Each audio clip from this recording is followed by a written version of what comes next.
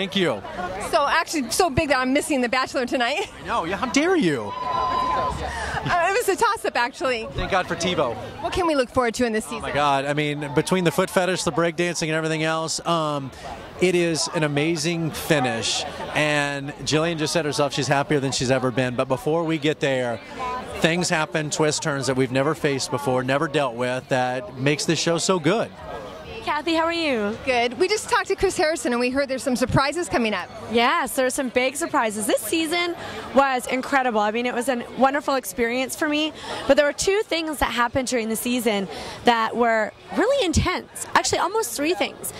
At one point, you know, you feel heartbroken and you're like, wow, how could this happen so soon? And then you're happy and then you're heartbroken and then you're happy again.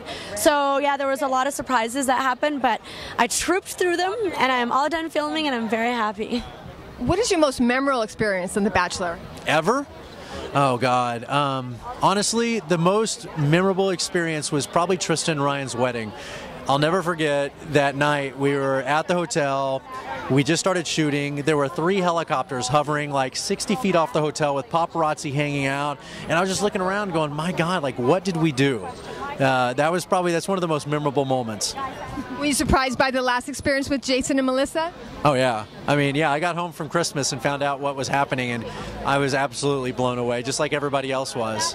But I think now that, like, looking back, we've had a little time, I think everybody's the better for it. Melissa's obviously did very well in dancing, and Jason and Molly are still doing good. And we got Jillian, so I think everybody's the better. She is so relatable, so endearing, very smart, bright, funny. She's and a cute girl. She's really got the whole package. And we all, I mean, look, that deal with Jason and Molly and Melissa, it sucked the life out of all of us. It was tough to go back to work, but when I showed up that first day and she jumped up and gave me a hug, and she's just a breath of fresh air. Because you did The Bachelor and now The Bachelorette, which has been more fun for you? Okay, The Bachelorette has definitely been more fun, but 10 times harder. So, you know, Bachelorette was great because I had the guys vying for my attention. I got to meet some incredible personalities. The guys treated me like gold, you know, whether or not they were eliminated on night 1 or second to last. They all respected me and adored me, and that made me leave the whole experience feeling very proud of myself and very proud of them. Yeah, that was very challenging. It's just a long schedule and responsibility of making sure you get equal time with everybody, and sometimes you only have an hour or 2 of sleep, and then you have a date and you really want to make sure you're giving that person all of your energy, and then when you eliminate, you know, you're always disappointing somebody, and it's tough. What about the most memorable proposal, though?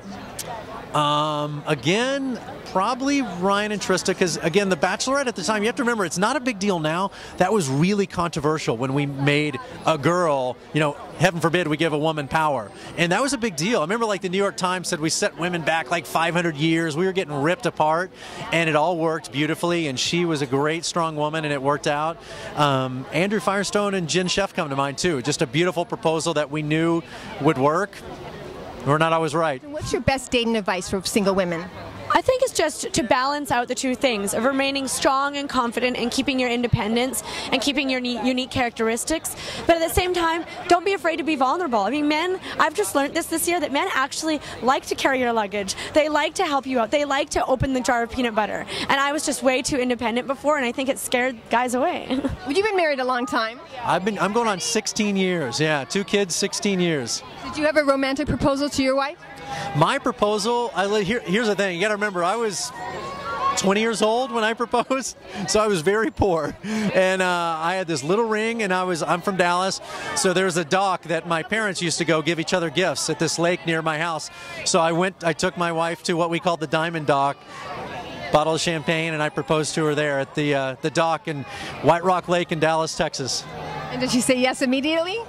Yeah, she said yes immediately, and there she is. She's right behind me. Is there a proposal at the end? Oh, you have to wait and see.